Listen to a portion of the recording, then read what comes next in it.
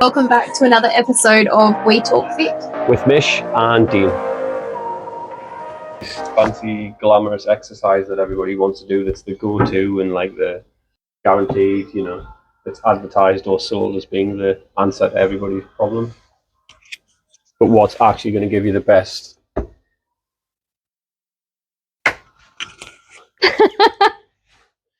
What's actually going to give you the best? We can start again if you want. No? I reckon we can do that one. If you want to chat about that. Yeah, we'll try that one. Because now I get where you're going with it. Oh, you got a sense of my sentiment there. Alright. So I did an Instagram post about it a couple of weeks ago. we can. Did you want to? No, just keep going. Pass you the mic, Yeah, that's all right. About consistency not being sexy, and you can look further into that and extend it and make it sound fancy, but it's quite simple, really. We all want something that's, like I say, this magic pill or this certain exercise done this many times is going to give you these results and stuff like that. And the reality is that it's even the most basic moves, the basic exercises, the most basic nutrition plans done consistently over time will give you infinitely better rewards than doing something really cool a couple of times. Yeah. Bit like who's the karate person? Actor? What was his name? Who's the karate person? Yeah, I know. You on about the Karate Kid? No, not the Karate Kid. So it was actually something that Jackie Chan quoted for who he aspired to be. Oh, right. Okay, I'm with you. Oh, he's a really well-known name. I just can't think of his name. Bruce Lee. That's the one. So I couldn't think of it. Anyway, so one thing that he said was, it was practicing the same kick 1,000 times, not a different kick 1,000 times, 1,000 different kicks. Yeah. So by doing the same thing over and over and over and over and over again, you'll get the good results. That was one of his quotes. Yeah, there's definite sense in that. I mean, you do have to make, when it comes to an exercise or training for a sport, you know how you'll have a coach to say we've got to train twice a week, game day on a weekend or whatever. I do feel that we have to just push towards, if you're training twice a week, it has to be training properly though. Oh yeah. So you get what I mean? So it's not just a case of repeating anything. It has to be, there has to still be like a baseline. Yeah, it still has to be for the sport. So that's more for... that's more sports based. Yeah. But so I just always, again, from the football side of stuff, one of Dylan's ex-coaches used to always say, we practice like how we play. So it's no good training with a half-assed attitude or sloppy skills, sloppy hands or whatever, because then you are going to practice that. And that's what that's going to bring itself into your game day environment. Yeah.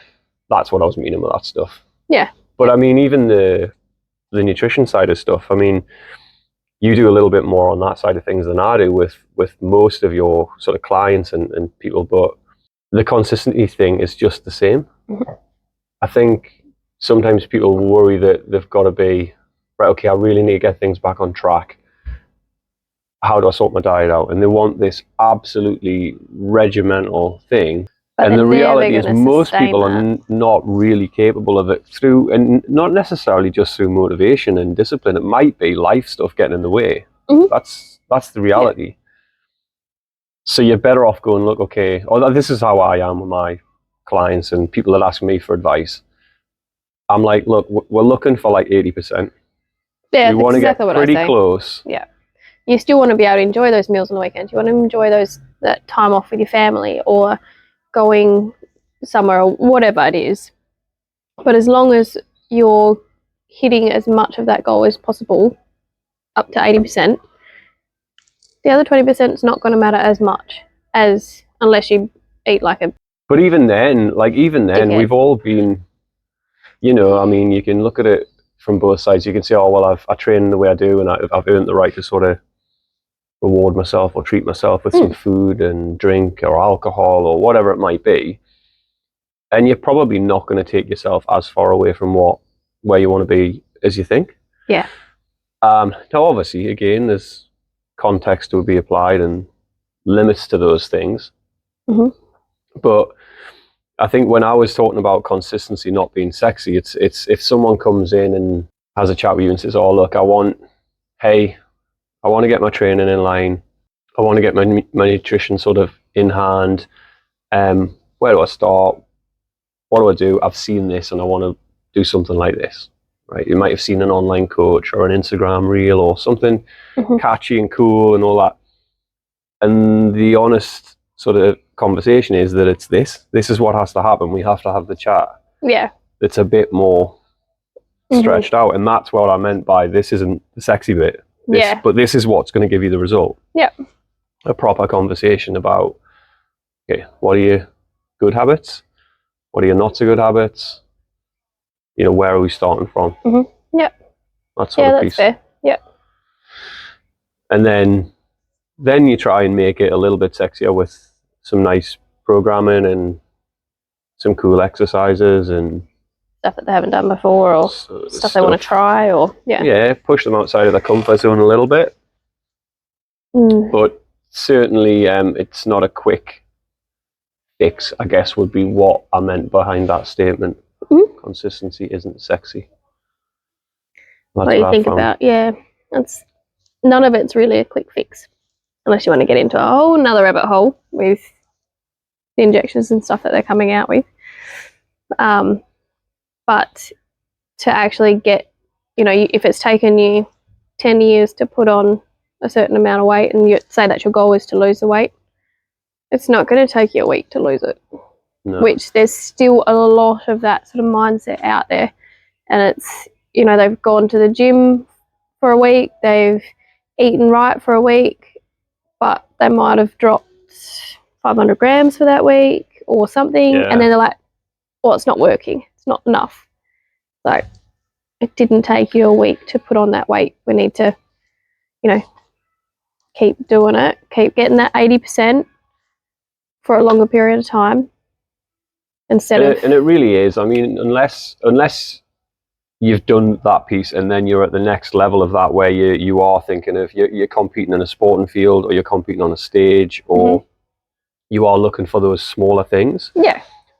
The reality is that it's the basics that are going to get you most of the results. Yeah. Like you say, that consistency again, and it's trying to, because obviously every person, client, friend, colleague, whatever, we all listen differently, right? And it's trying to get that message in the right format so that people can understand it. You know, and we all have our own vices and bad habits and good habits and those sorts of things. So it's just that whole bigger conversation.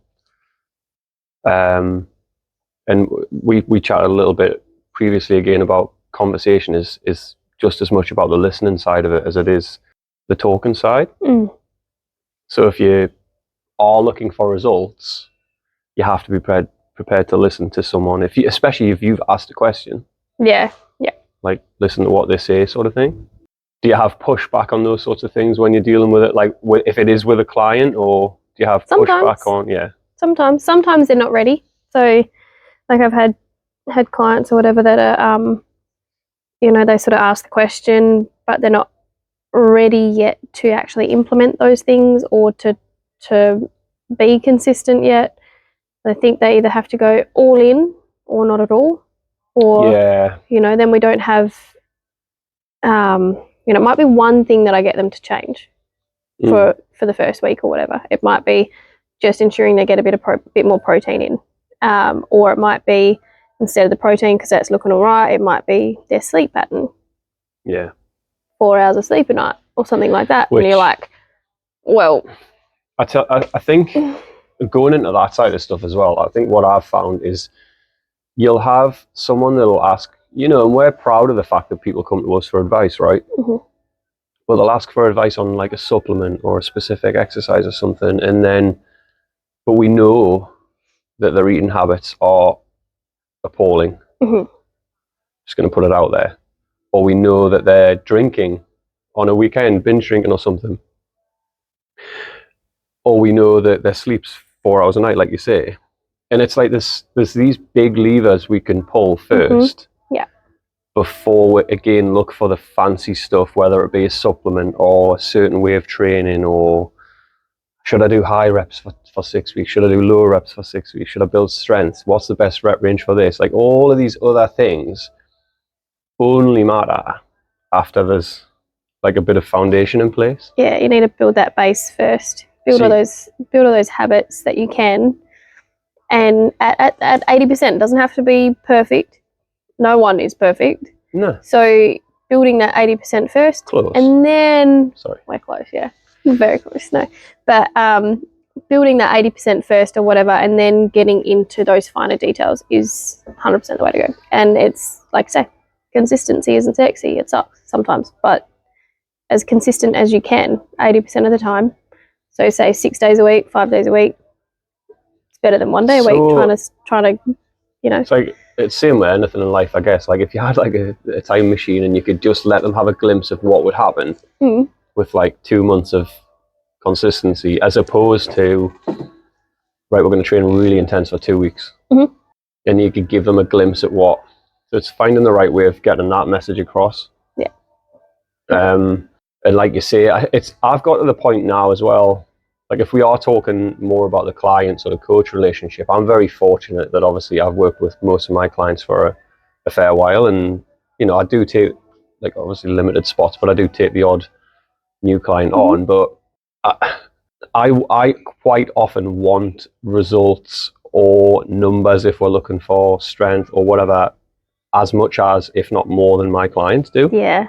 For themselves. But what I've found is I've kind of stepped back a little bit now, and I'll give them all of my professionalism, you know, all of the usual things that any good coach should deliver. But it's like I don't give them my soul until I know that they're into that. Until they're ready. Until you know they're ready. This is more for like if it was a newer client or someone that I just started working with. Yeah. It's like I love the fact that you've made this commitment, you've got some motivation, you want to go with it, and I'll wholeheartedly support you with it. But I'm going to be really invested in where you want to be. Yeah. If I'm going to do that, I'm not even talking about like a monetary thing. I'm talking about my mental effort that I'm going to apply to your situation.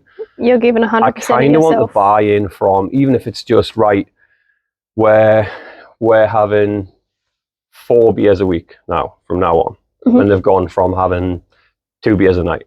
Yeah. And we make it 4 beers a week. Well, I'm just pulling numbers out of the sky, but you can do that for me.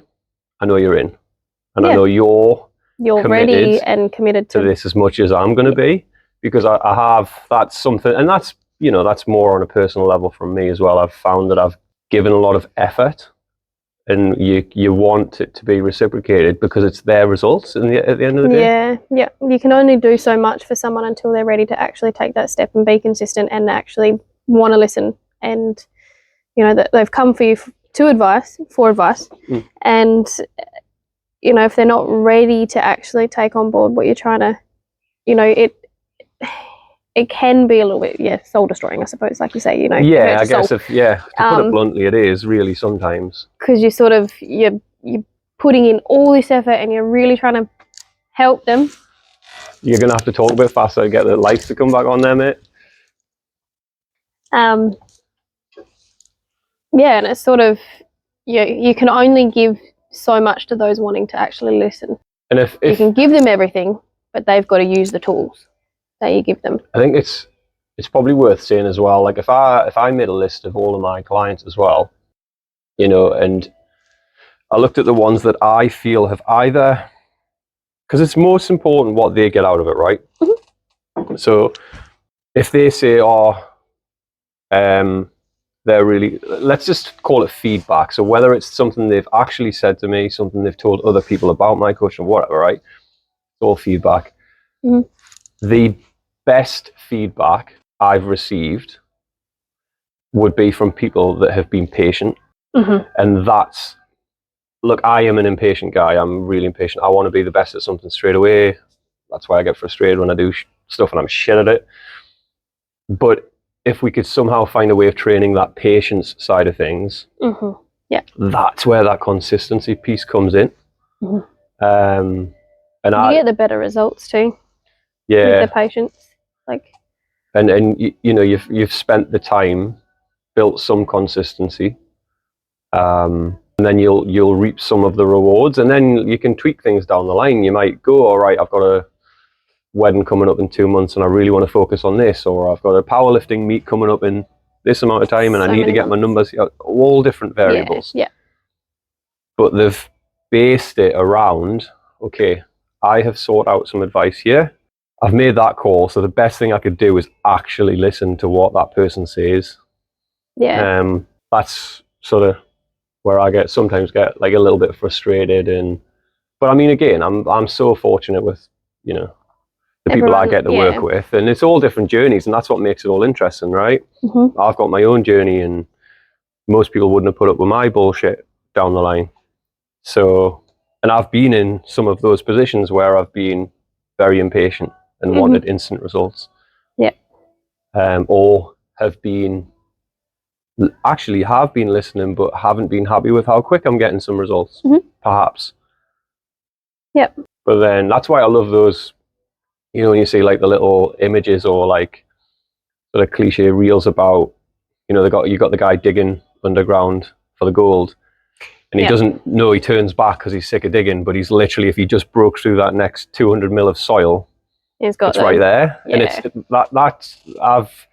I've felt that with some of my fitness journey often. You feel like giving up, but you go like, no, got to keep going, and then you're like, oh, made it here. Yeah. Do you ever get that sense? This is more on like your sort of training and where you're at with your stuff. That like obviously we all have like really good days training and sometimes not so good days. And not so good days.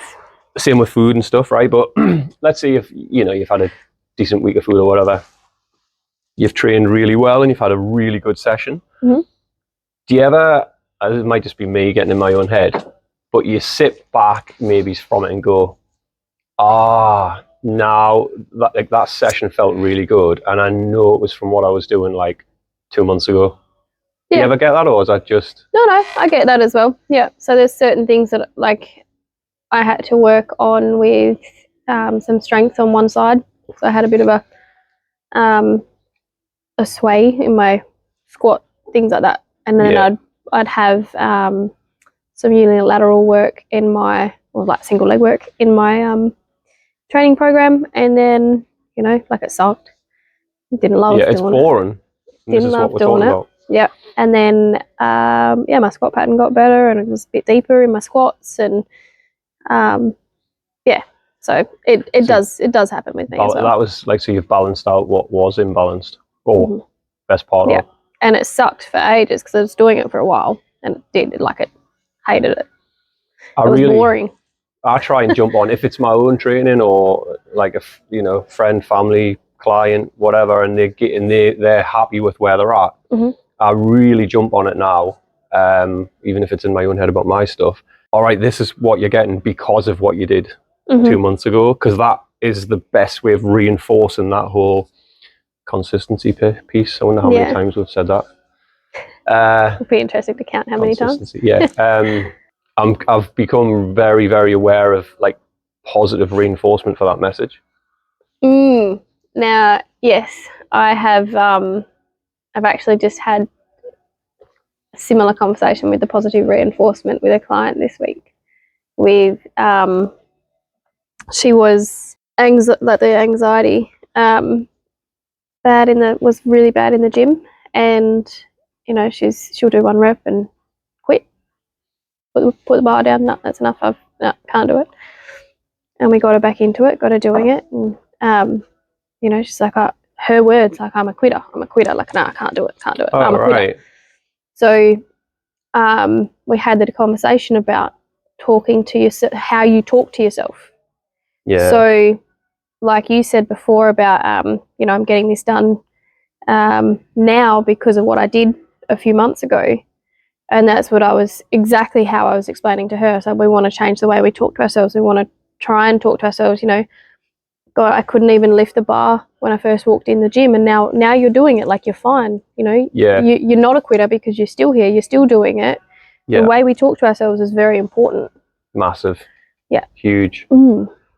And telling and helping people realize, like, we're all starting from somewhere. Mm-hmm. You know, even if it's where we've been on a journey, or the next stage of that, it's still, they're all just these new starting points all the time. Every time you come in a gym or you make a decision at home that, right, I'm going to do this today, it's all little starting points of the next part of the journey. Yeah. And you know, same thing. I've got people that understandably don't even want to do an exercise in front of a mirror. Yeah. And I'm like, I do my very best to sort of be close with them so they feel comfortable and supported, and but I really look to push outside of the comfort zone a little bit with that one. Obviously, you know, you've got to be very careful with it, but yeah, there's a fine line to push hard enough and not too hard, which is what I've been doing with this client, with the positive reinforcement and things like that. Was, you know, sort of be quite soft, but also pushing her enough out of her comfort zone and getting that positive reinforcement the whole session to try and keep her, you know, in that better state of mind. Yeah, but that's like, yeah. So that's what I was. A bit of a tangent, but no, well, tangents are good, mate. Tangents are good. But that's what I was after. It's just there's a much bigger conversation when we talk about, you know, hitting any sort of goals or starting any journey. It's not going to be just a 2-minute conversation and done. Yeah. So be patient. Takes time. It's like everybody goes, oh, it's easy for you guys. Like you do this, that, or the other. But we're exactly the same. We've all got life outside the gym. We've all got stuff going on. We've all, you know, it's the choices that you make, and it's the consistency that we keep. That's exactly right. You couldn't have summed it up any better, really. That's the difference. Is that if you just raise your base level, you know that if you do have a horrendous week of nutrition or a horrendous week of training or a holiday or function or whatever it might be, injury. Yeah, I haven't even talked about injury. Same thing, some forced time off, let's call it. You know, if the base level's higher, it's never going to be that far away. Yeah. And that's what we're after when we're trying to support people, is just raising that base level. And if the base level's here, then suddenly this isn't so far away as it was when you were down there. Yeah. You can apply that to any, you know, metric. It could be confidence. Let's raise your base level of confidence. Yeah. So someone might not want to walk into a gym environment and make eye contact with anybody. I used to be horrendous for eye contact with people. Yeah. And through all of my stuff, I've worked very hard on what's going on between my ears to be better at those things. And then obviously I'm a better coach because I've learned more about myself. That helps me chat to different people. But yeah, it could be a confidence thing. It could be, like we say, it could be actual numbers. It could be creating some habits. No, that's awesome. Easy. Cool. Done.